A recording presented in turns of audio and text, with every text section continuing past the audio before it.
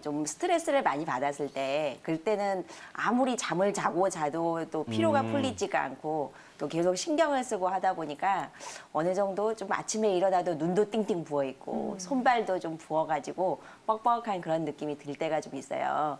그래서 아무래도 붓는 거라는 거는 특히 아까 말씀하셨듯이 여성들한테 상당히 많은데 특히 여성들이 또 뭐 월경 주기와 연관돼서 또 여러 가지 또 다른 신경성으로 인해서 좀 스트레스로 인해서도 기혈순환이 안 돼서 붓는 경우도 상당히 많은 것 같습니다.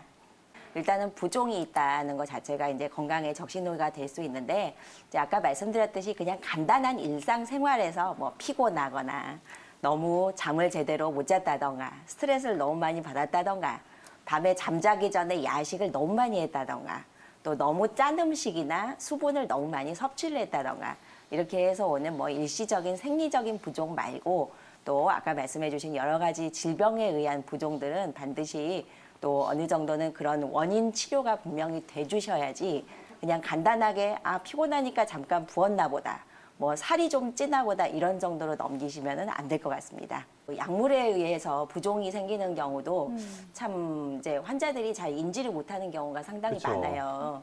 그래서 내가 진통제를 먹고 있다든가 뭐 스테로이드 제제를 복용을 하고 있다든가 이런 분들은 아 혹시 약에 의해서 그런가 이제 이런 부분들도 좀 어느 정도 고려를 하셔야 될 것 같고 사실 제가 좀 예전에 어떤 환자분 한 분이 여드름 치료를 받으시던 분인데 네. 스테로이드 제제를 복용한 다음에 그게 과량 복용을 해서 문페이스가 됐어요. 얼굴이 지나치게 부어가지고 그 부분으로 인해서 너무 비관을 해서 자살을 시도하신 분도 사실 있었습니다.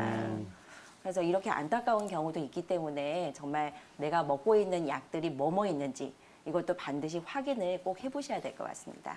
이 라면이라는 것 자체가 염분이 높은 부분도 당연히 있지만은 또 저녁 늦게 드신다는 것 자체가 야식을 먹는다는 것 자체가 몸에서 특히 요 위장 쪽에 부담을 많이 주실 수밖에 없고요.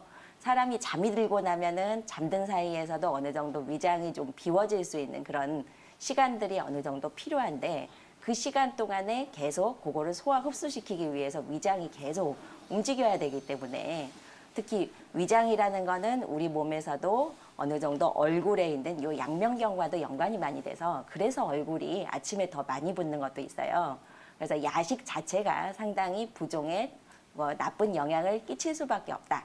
이런 부분도 있고 또 짠 음식뿐만이 아니고 특히 또 단 음식, 지나치게 단 음식, 감미가 또 비위 쪽에 부담을 많이 주기 때문에 또 그런 음식들도 어느 정도 부종을 더 유발할 수 있으니까 항상 어느 정도 주의를 하시는 것이 꼭 필요할 것 같습니다. 네, 아무래도 늦은 시간 이렇게 식사를 하고 주무시면은 이렇게 부종이 나타날 수 있는 확률이 높다는 점 잘 기억을 하시면서 충분히 소화를 시키고 주무시면 좋을 것 같습니다. 계속해서 부종에 대해서 이야기를 나눠볼 텐데요. 또 임신부들, 아이를 가지신 분들은 평상시 이 부종 때문에 네. 굉장히 고생들 많이 하시고 정말 고민들 매일 많으시잖아요. 부종과 싸우시는 분들 가운데 한 분들이 아닐까 싶어요. 그쵸. 네, 그렇기 때문에 왜 임신하면 유독 잘 몸이 붓게 되는지 이 부분도 많은 분들이 궁금해하실 것 같거든요. 맞아요. 우리 원장님들께서 설명을 해주실까요? 이 부분은 우리 윤미나 원장님이 윤미나 여성이시니까 원장님께서. 네. 설명해 네. 주시는 게 좋을 것 같아요. 네, 감사합니다. 임신부들은 아무래도 이제 그 임신이라는 과정을 거치면서 체내 혈액량이 급작스럽게 평소보다 훨씬 더 많이 늘어나게 되는 부분이 일단은 있으시고 또 몸 내부에서 호르몬 변화라던가 또 하체 쪽으로 순환 장애가 계속 생길 수밖에 없고 또 아기가 점점 커가면서 또 혈액 순환에 문제가 점점 오실 수밖에 없기 때문에 부종을 더 경험하는 경우가 많으신 것 같아요. 특히 임신 중에 뭐 임신 중독증이 왔다던가 뭐 임신성 혈압이나 당뇨 같은 것들을 또 앓게 되신다고 한다면은 아무래도 그랬을 때 부종이 더 올라갈 수 있는 확률이 더 높아질 수밖에 없고 또 임신 중뿐만이 아니고 출산 후에도 사실은 산후 부종도 상당히 큰 문제죠. 그래서 그 산후에는 어느 정도 뭐 출산하고 나서 한 3일에서 5일 내로 어느 정도 부었다가 생리적으로 빠져야지 정상인데 그렇지 못한 경우가 상당히 문제가 되기 때문에 그럴 때는 꼭 또 치료를 꼭 받으셔야 될 것 같습니다. 원장님, 네, 그렇다면 부종이 오래 지속되면 이게 살이 쪘다라고 생각을 해야 되는 건가요?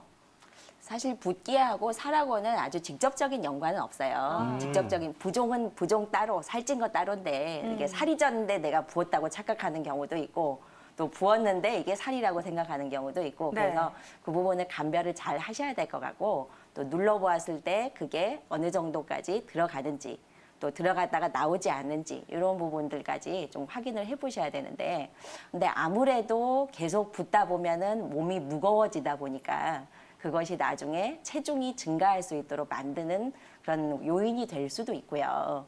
또 어느 정도 체중이 갑자기 증가해 버리면은 또 몸에서 나중에 기혈순환 장애를 일으키면서 부종을 일으키는 경우도 있고 하기 때문에 이제 어느 정도는 간접적으로는 영향을 미칠 수 있지만 직접적인 영향은 아니다 이렇게 많이 볼 수 있고요.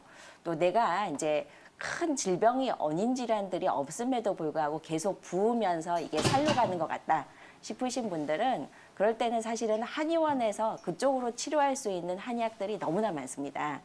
그래서 이게 뭐 스트레스로 인한 것인지 어느 정도 체지방이 분해가 잘 안 돼서 이런 건지 몸에서 습담이 많아서 그런지 또 너무 과식하거나 야식을 많이 해서 식적 때문에 그러는 건지 신장 기운이 너무 떨어져서 오는 건지 여러 가지 원인에 따라서 할 수 있는 처방들이 다양하게 있으니까 가까운 한의원에서 꼭 좀 그 처방을 받아보시고 치료를 받는 것이 좋을 것 같습니다. 걷는 운동 외에도 또 뭐 부종의 또 효과적인 운동이라고 하면은 모관 운동 저는 항상 많이 추천을 드리는 편이에요. 뭐 모관 운동 간단하죠. 땅에 이렇게 누운 상태에서 팔다리를 땅에서 직각에서 세우신 상태에서 거기에서 탁탁탁탁 이렇게 흔들어 주시면서 털어 주시면은 손발의 부종이 심하신 분들은 어느 정도 도움이 되실 거고요. 그런데 음식 조심은 상당히 아주 중요합니다. 그래서 지나치게 짠 음식, 또 너무 단 음식, 또 물을 너무 많이 섭취를 하신다던가 야식을 많이 하신다던가 이런 음식들 항상 조심들 해주시고 또 평소에 스트레스 받았을 때 빨리빨리 좀 풀어주는 부분들 또 여러 가지 뭐 원인 질환이라던가 또 약물로 인한 부종은 빨리 치료를 받는 부분들 이거는 확실히 좀 인지를 해두셔야 될 것 같습니다. 원장님 이런 경우에 좀 빠르게 붓기를 뺄 수 있는 또 다른 방법 어떤 것들이 있을까요? 예, 아무래도 우리가 붓기를 뺄 수 있는 방법 중에서 또 가장 간단하면서도 내가 스스로 혼자 할 수 있는 방법들이라고 하면 지압법이 있겠죠. 일단 얼굴 전체가 띵띵 부었다 네. 그랬을 때 정말 가장 중요한 혈자리 중 하나가 백회입니다.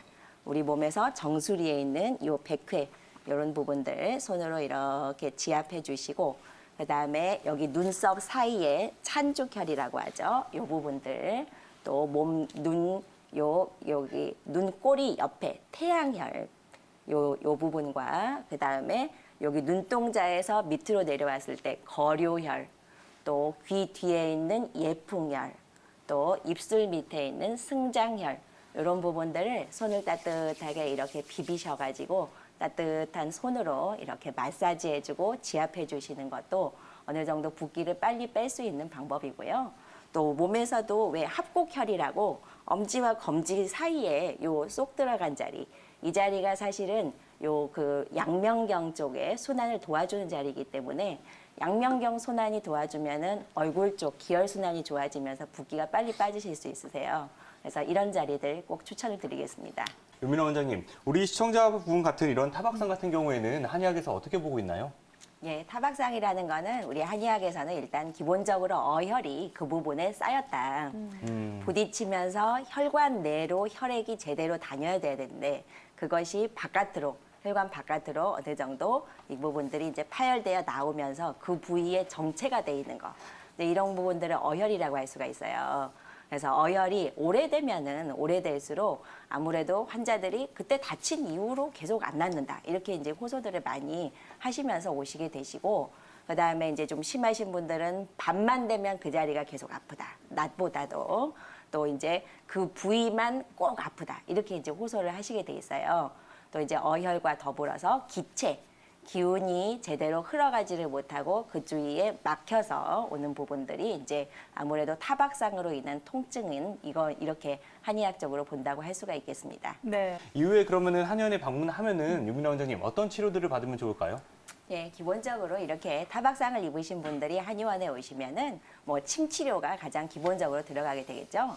특히 우리 어머님처럼 무릎 주위에 타박상을 입으셨다고 하면은 무릎 주위에 있는 그런 여러 가지 아시열들 또 그런 부분들이나 아니면 또 기혈순환을 도와줄 수 있는 손발에 있는 여러 가지 혈자리들 많이 응용들을 하게 되고요. 또 뜸도 많이 응용을 하게 돼 있어요. 그래서 간접 애주구라고 조그만 미니 뜸 요즘에는 그런 것들 한의원에 가시면 많이 해주실 겁니다. 그래서 뜸으로 어느 정도 기혈순환을 도와주고 또 특히 이 타박상이 만성화되신 분들 빨리 안 낫는 분들은 이런 뜸도 상당히 효과적이에요. 또 그 다음에는 또 부항 많이 하실 거예요. 어머님들 가시면은 부항도 뭐 피를 빼는 습부항도 있고 건부항도 있고 하는데 한의사 원장님들이 거기 증상에 맞게 또 통증 정도에 맞게 알아서 또 잘 치료를 해주고 계시죠. 그리고 그 다음에 뭐 또 필요하신 분들은 추나라던가 물리치료 같은 것들도 같이 다 들어가고 있고요. 특히 타박상이 잘 안 나으시고 또 계속 우리 어머님처럼 넘어지시는 분들 이런 분들은 사실은 이제 어느 정도는 그 통증도 있지만은 하체가 좀 약하신 경우도 상당히 많으실 수 있어요. 또 골반이 많이 삐뚤어졌다던가 슬개골이나 무릎 뼈에 관절에 문제가 있다든가 이런 분들은 어느 정도 추나 치료도 꼭 필요하시다고 볼 수 있고요. 또 하체가 어느 정도 힘도 없고 어혈이 많이 쌓여가지고 이렇게 보행이 잘 안 되시는 분들 같은 경우에는 한약이 반드시 필요합니다. 그래서 한약으로 먼저 그 어혈이 쌓여 있는 부분들을 풀어줄 수 있는 어혈 푸는 한약, 또 하체에 또 힘을 넣어주고 무릎 뼈와 근육을 탄탄하게 만들어줄 수 있는 그런 특히 녹용을 넣어서 이렇게 그 근골을 강화시켜 줄 수 있는 그런 한약들이 꼭 필요하신 분이세요. 또 이제 어느 정도 어떤 경우에는 또 외치법도 사실 많이 씁니다. 뭐 타박상을 입은 그 부위에 또 뭐 한방 파스라던가 뭐 대왕 치자고라던가 이렇게 어혈을 풀어주고 통증을 완화시켜 줄 수 있는 그런 여러 가지 방법들도 쓸 수 있으니까 한의원에서 좀 꾸준히 치료를 받으시는 것이 좋겠습니다. 다양한 타박상들로부터 우리 신체, 우리 몸을 좀 더 튼튼하게 미리 만들 필요가 있잖아요. 그럼요. 우리 기체조 이야기를 또 빼놓으면 윤미나 원장님 많이 서운하실 것 같아서 일단은 또 이러한 경우에 어떤 운동들이 도움이 될지 오늘은 어떤 기체조 배워볼까요? 예, 오늘 제가 가져온 기체조 동작은 일단은 발끝 부딪히기 항상 제가 강조하는 것 중에 하나죠. 네. 근데 기체조라는 거는 우리 몸은 사실은 눈에 보이는 이 육체뿐만이 아니고 기운으로 이루어져 있는 에너지체. 네, 에너지체는 우리가 눈에 보이지는 않지만 기운으로, 느낌으로, 감각으로 감지하는 거예요. 또한 한 가지가 이제 정보체, 요 세 가지로 이루어졌다고 하는데 이제 이거는 육체뿐만이 아니고 기운을 어느 정도 같이 잡아줄 수 있는 운동이라고 보시면 되세요. 그래서 뭐 발끝 부딪히기는 간단합니다. 여기 발바닥에 방에 앉아 있거나 누워 계실 때 요 발 뒤꿈치는 붙이고 앞쪽만 탁탁탁탁 부딪히면서 해주시는데 가급적이면은 발을 최대한 벌리셔서 새끼발가락이 바닥에 닿는다 쉽게 해주시는 게 효과적이고요. 하루에 최소한 100개에서 뭐 한 400~500개 이상씩 꾸준히 해주시면은 무릎과 하체가 단련이 돼서 이렇게 넘어지거나 하는 게 예방이 되실 거예요.